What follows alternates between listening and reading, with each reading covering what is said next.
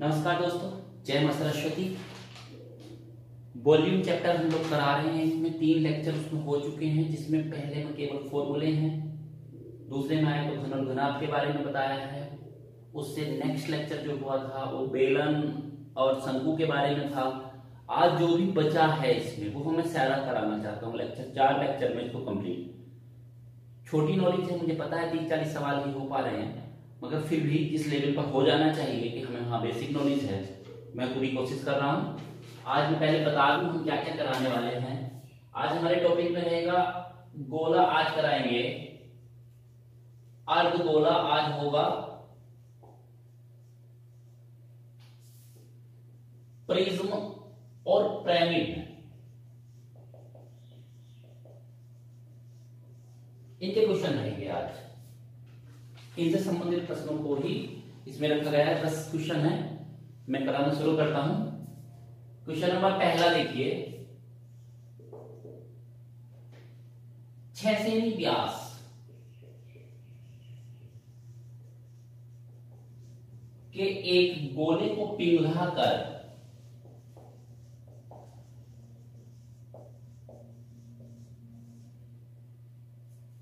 उससे 12 सेमी व्यास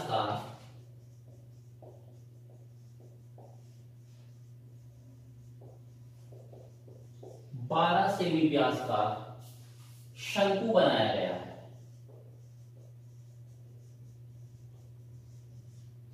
शंकु की ऊंचाई आपको बताना है कि शंकु की कितनी ऊंचाई होने वाली है।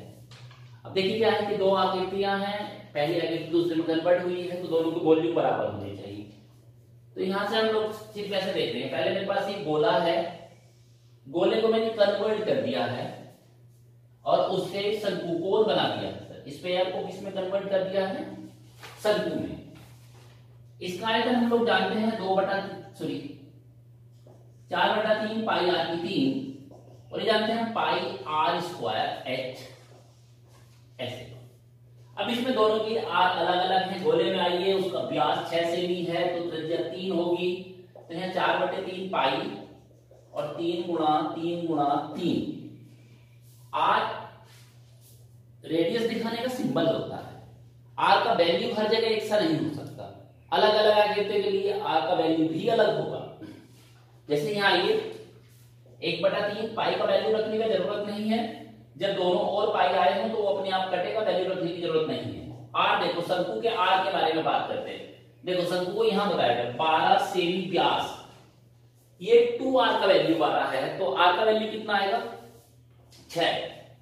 तो ये 6 गुणा 6, क्यों r² दिया है, h कैलकुलेट करके बताना है। आपको बता के देना है कि ऊंचाई कितनी यहां रहती होगी। तो पाई/3 से पाई/3 आप काटिए,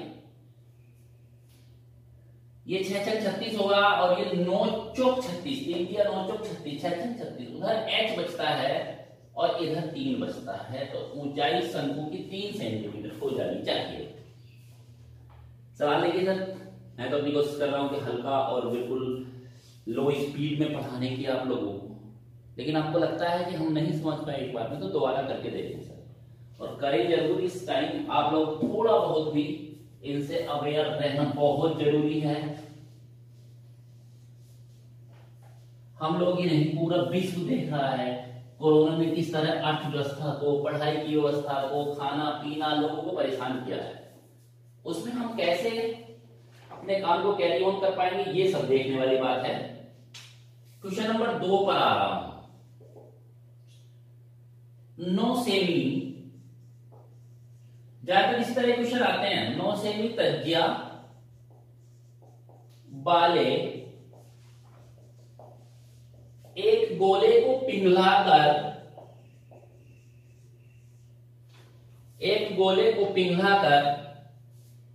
6 सेमी त्रिज्या वाला एक गोला और एक बेलन बनाया गया। दोनों की त्रिज्या 6 ही है।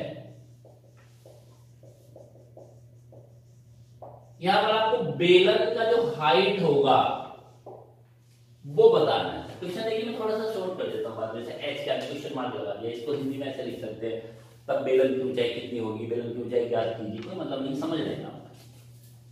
देखिए सर अब की क्या करा है, कन्वर्ट रेट देखेंगे, एक गोला है प्लस एक सिलेंडर है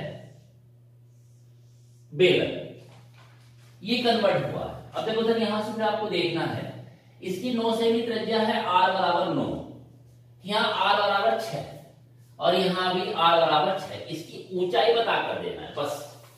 आकृति में मैंने वैल्यू रख दी है, वहां से आप देखिए किस तरह से वैल्यू है।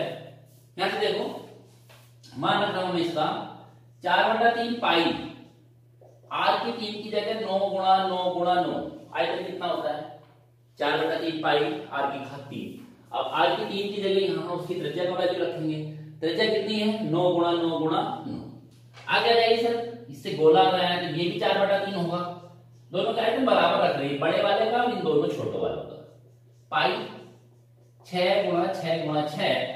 और अब सिलेंडर का आयतन कितना होता है बेलन का, पाई r² यानी कि 6 गुणा 6 और h रख दीजिए आप, जो आपको बताना है। सबसे पहला काम है आप पाई काटेंगे सर, ऐसे करके 3 तिया 9 काट लीजिए, ये भी 3 दूनी 6 काट लीजिए। अब देखो सर हम कॉमन क्या ले सकते हैं, 9 चौक 36 यहां से कॉमन आ रहा है 36, तो 36 के बाद कितना बचता है 9 तिया 27, यहां से 36 कॉमन लिया मैंने सर। देखो क्या बचा 6 6 36 गया तो 4 दूनी 8 बचा, और 6 6 36 गया तो मात्र h बचता है। 36 से 36 को काट लीजिए, कॉमन लेकर हमेशा कैलकुलेशन स्लो हुआ है, छोटा हुआ है। आप कॉमन लेंगे कैलकुलेशन हल्का हो जाएगा, बहुत आराम से, आपको करना नहीं पड़ेगा इतना। यहां से h की वैल्यू निकालने की कोशिश करेंगे तो h बराबर 27 में से जाएगा ये 8, बचेगा 19। बढ़िया सा सवाल है, मिटा रहे हैं सर, क्वेश्चन नंबर 3 की ओर बढ़ रहे हैं।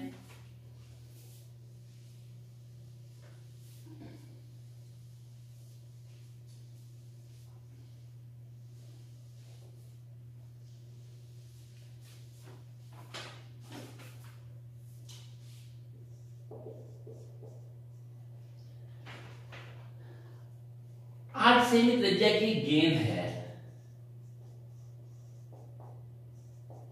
वाली लोहे की एक गेंद को पिघलाकर 2 सेमी त्रिज्या की कितनी गेंदें बनाई जा सकती हैं। बड़ी गेंद, अब देखो सर करना क्या है, यहीं पर बोल रहा हूं मैं, गेंदों की संख्या जैसे पूछी जाएगी तो ऊपर बड़ी गेंद का आयतन बटे छोटी गेंद का आयतन। देखिए बहुत सारे आपसे कहते हैं कि सवाल लंबा हो गया, मेरे भाई ये मैं समझाने के लिए सूत्र लिखा है, आपको जो एग्जाम में करना है वहां पर आना चाहता हूं कि एग्जाम आप क्या करने वाले हैं। एग्जाम में आप यहीं से शुरू करोगे डायरेक्ट, 4/3 पाई और बड़ी गेंद की त्रिज्या 8 गुणा 8 गुणा 8 बटे 4/3 पाई, छोटी गेंद की त्रिज्या 2 गुणा 2 गुणा 2। ये तो सब कॉमन में कट गया है, 4 दूनी और ये सारा कट गया, 8 8 से 64 गेंदें बची है। तो इतना ही एग्जाम में करना होता है, लेकिन सीखने के लिए, सिखाने के लिए, आप किसी और को बताना चाहते हैं तब जरूरी है कि आप उसे पूरा समझें, बताएं। एग्जाम में आपकी स्पीड अलग होती है, घर पे आपकी स्पीड अलग होती है, दोनों में कंपेयर ना करें। सीखते समय आप अगर स्लो चल रहे हैं तो बिल्कुल स्लो चलिए, जैसे हम लोग शॉर्ट हैंड की बात करते हैं, शॉर्ट हैंड जो सिखाया जाता है तो हिंदी लिखने में आसानी होती है, शॉर्ट हैंड लिखने में परेशानी होती है। जब आप सीख जाते हैं तो आप कल्पना नहीं कर सकते कि कोई आदमी कितनी तेज बोल रहा है, और आपकी बातों को, आपके क्वेश्चन को पूरा पूरा ऐसे ही लिख लेते हैं हम लोग। वैसे गणित में है, पहले आप सीखें और उसके बाद अपनी गति पर ध्यान दें। सीखे बिना गति बढ़ाने की कोशिश करेंगे तो सर पक्का है गणित सुधरेगा नहीं, कोई फायदा नहीं लगेगा आप। और जो लोग कहते हैं कि हम आपको फायदा दिला सकते हैं सर, बस इतना सा देख लीजिए, क्या उन्हें फायदा मिला कभी, क्या वो कुछ कर पाए अपनी लाइफ में। क्वेश्चन नंबर 4 पर आइए सर। एक ठोस गोलार्ध, गोलार्ध का मतलब अर्धगोला है,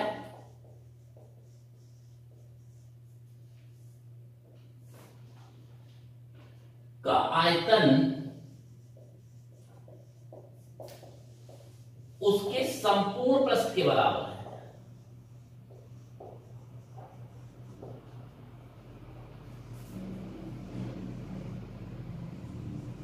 तब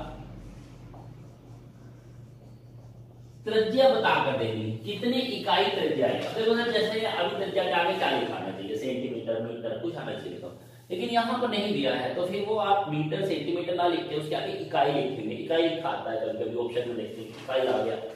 देखो कैसे, गोलार्ध का आयतन कितना होता है 2/3 पाई आर की 3 और संपूर्ण पृष्ठ 3 पाई आर स्क्वायर।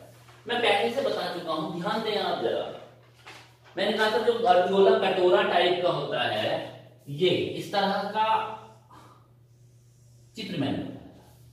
तो 2 पाई आर स्क्वायर तो ये होता है और पाई आर स्क्वायर ये होता है। जब हम मिलाते हैं तो इतना, पूछे वक्र पृष्ठ तो 2 पाई आर स्क्वायर, पूछे संपूर्ण पृष्ठ तो दोनों को ऐड कर देंगे 3 पाई आर स्क्वायर यहां बोलना है। देखिए सर यहां पर हम पाई से पाई काट लेंगे सर, आर स्क्वायर 2 घात है तो 1 बचेगी, इधर आर बचा है और ये 2/3 3 की तरफ जाएगा तो 3/2 हो जाएगा, तो 9/2 इकाई। इतना रेडियस है। आता है सवाल उसके आगे जब इकाई लिखा होता है बहुत सारे सोचते हैं ये क्या चीज है। मैं बताना चाहता हूं अगर कुछ भी यूनिट नहीं दिया है तो आप अपनी तरफ से इकाई लिखेंगे।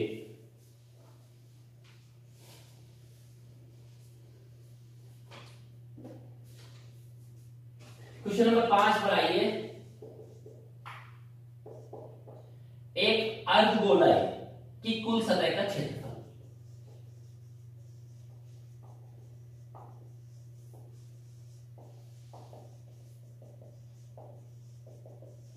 कुल सतह का क्षेत्रफल यानी कि संपूर्ण पृष्ठ दिया है 1848 सेमी स्क्वायर है।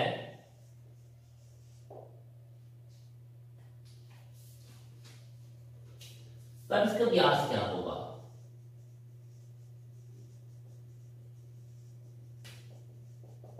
देखो आपको पता क्या है, यहां पर देखने वाली बात है कि संपूर्ण पृष्ठ दिया है, कुल सतह तो संपूर्ण पृष्ठ होता है 3 पाई आर स्क्वायर का वैल्यू दिया है 1848।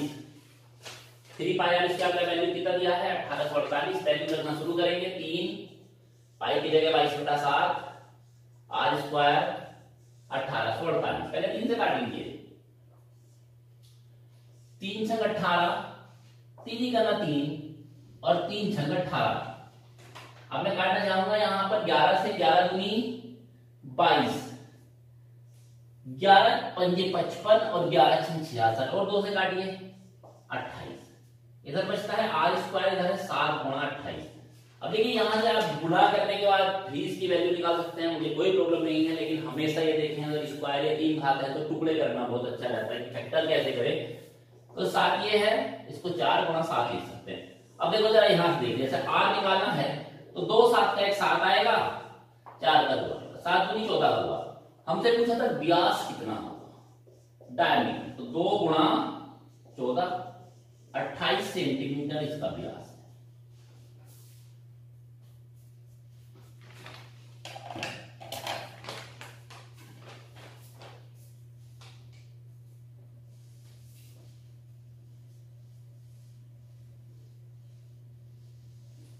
क्वेश्चन नंबर 6 पर आइए। गणित वगैरह के क्वेश्चन शुरू कर रहे हैं। पिरामिड देखिए सर, मैंने पहले कहा था वो बातें मैं आज दोहराना चाहूंगा। एक समकोणिक पिरामिड का आयतन 220 सेमी की घात 3 है तथा जो उसका आधार है उसके आधार का क्षेत्रफल 55 सेमी स्क्वायर है। उसकी ऊंचाई बताइए, सबसे हल्का सवाल है ये। अब देखो मैंने आपको पहले बताया था, मैं बनाकर दिखाता हूं। जितने भी पिरामिड हैं उनके सारे जो क्वेश्चन है वो शंकु की तरह होते हैं। देखो मैं पिरामिड बनाकर दिखाऊं, जैसे एक समकोणिक है, देखिए तो समकोण का मतलब एक इस तरह की आकृति ले लीजिए, जैसे ये 90 अंश है, समकोणिक हो गया। फिर इन सबको ये ऐसे करके पिरामिड बनता है। और देखिए शंकु की क्या विशेषता रहती है कि शंकु भी ऐसे ही बनता है। तो जब भी आप इस तरह की क्वेश्चन करेंगे तो शंकु के सारे फॉर्मूले आपको अप्लाई करने हैं, बिल्कुल भी बदला हुआ कुछ नहीं है।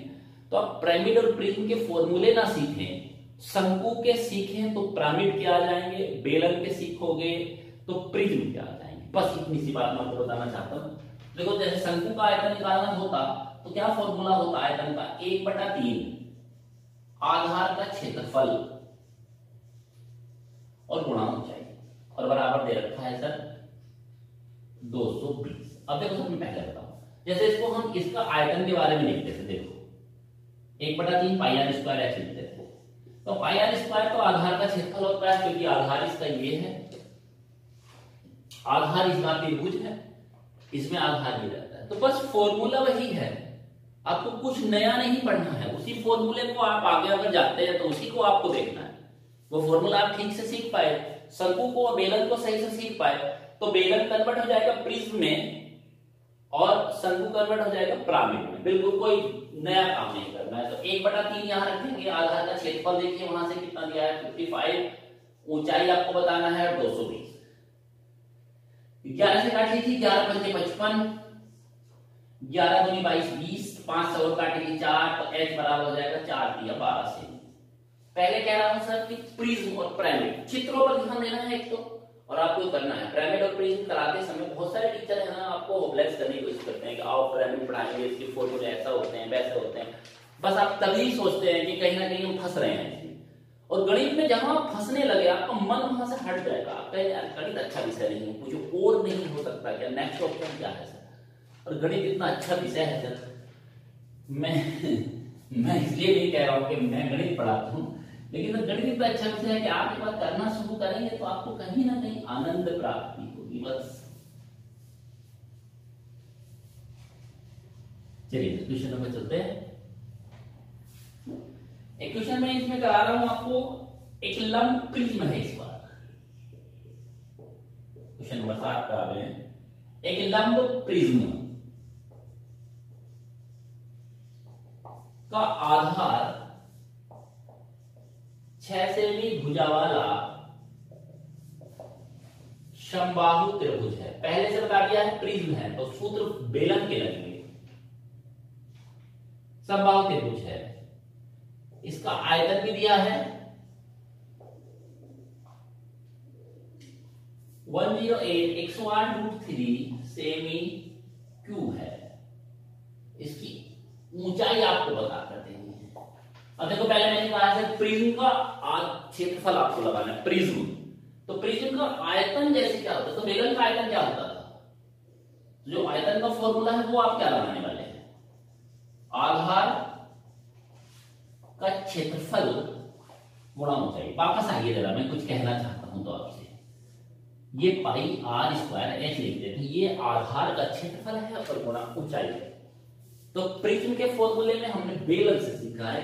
प्रिज्म क्या होता है, हमारे पास आधार का क्षेत्रफल हम लोग देख रहे हैं, तो 6 सेमी समबाहु त्रिभुज है, तो समबाहु त्रिभुज का क्षेत्रफल रखेंगे, ऊंचाई बताना है 108√3 रखेंगे। तो 108√3 समबाहु त्रिभुज होता है √3/4 6 गुणा 6, √3/4 गुणा भुजा का वर्ग। काटते चले जाएंगे सर, कैलकुलेशन में बहुत भारी नहीं होना चाहिए। √3 से √3 काट दीजिए, 6 6 36 तिया 108, h बराबर फिर 12 से।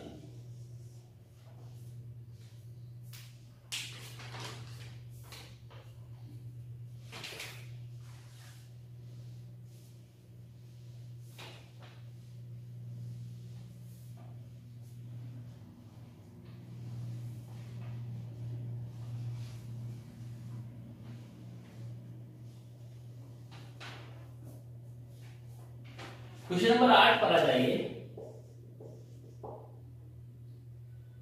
एक लंब पिरामिड है मेरे पास, पिरामिड करा रहा हूं इसका, का आधार एक समषटभुज है जिसका परिमाप 24 सेंटीमीटर है। इसकी ऊंचाई 26 है, आपको इसका आयतन बताना है। देखिए आयतन हम बता तो दे एकदम से, लेकिन आयतन का फॉर्मूला क्या रखेंगे, आधार का क्षेत्रफल रखेंगे और गुणा ऊंचाई। अब बस जरा आधार पर आ जाइए कि आधार कैसा है, कैसा बेस है, यहां पर बनाना चाहता हूं। देखिए सर, इस तरह का एक आधार है मेरे पास, समषटभुज। इसका परिमाप देखो सर, कितनी भुजाएं आपको लग रही हैं, 6।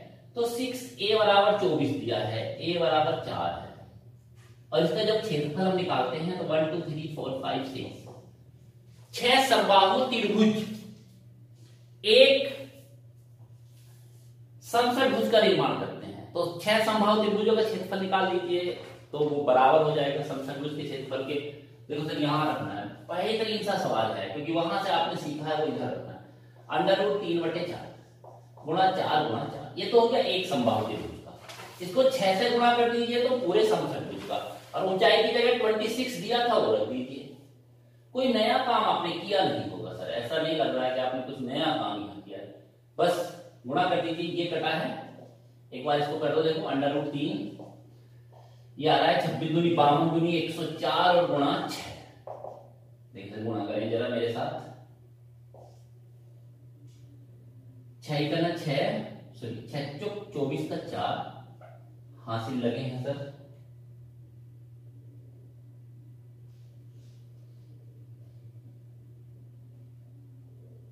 छह 24 2 और 6 का 6 और अंडर रूट में 3 आ जाएगा।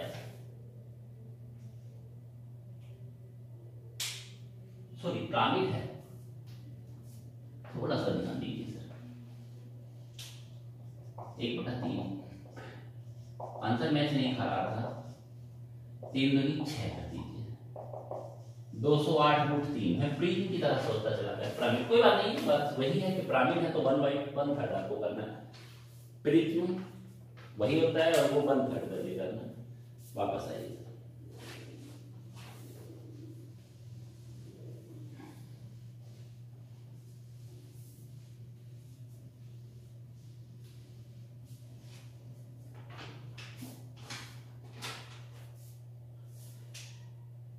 क्वेश्चन नंबर 9 पर आइए। एक बेहतरीन सा सवाल है सर, एक लंब प्रिज्म का आधार एक त्रिभुज है।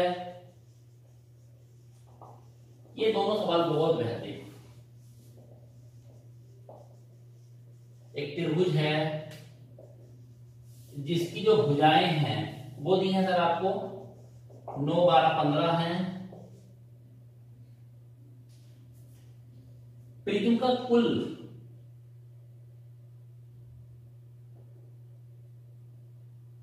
तथा ऊंचाई 10 सेमी है।